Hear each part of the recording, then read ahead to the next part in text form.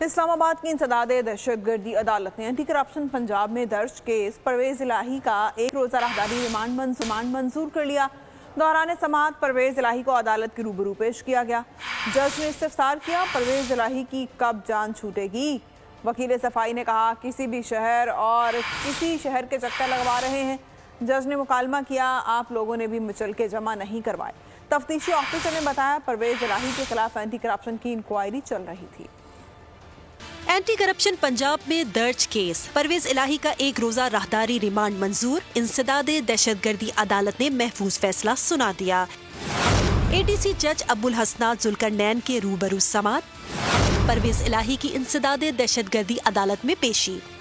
जज ने इस्तफसार किया, परवेज इलाही की कब जान छूटेगी। वकील सफाई ने कहा, कभी किसी शहर और कभी किसी शहर के चक्कर लगवा रहे हैं।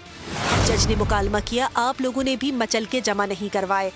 वकील सफाई ने कहा, आज के दिन जमानती मचल के जमा करवाने थे। परवेज इलाही ने रोस्ट्रम पर आकर कहा, कल मुझे इस्लामाबाद से वापस लाहौर ले गए, मेरी फैमिली से मुलाकात भी नहीं करवाई। दौरान समाअत एंटी करप्शन पंजाब ने परवेज इलाही के राहदारी रिमांड की दरख्वास्त दायर की।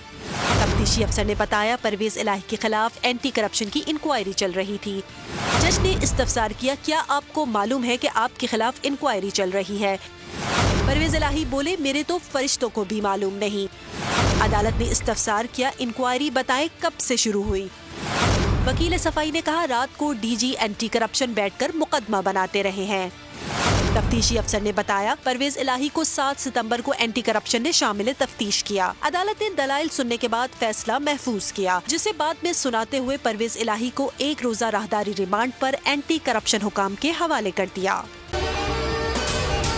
अगर आपको ये वीडियो पसंद आई है तो हमारे चैनल को सब्सक्राइब करें और बेल आइकन को प्रेस करें।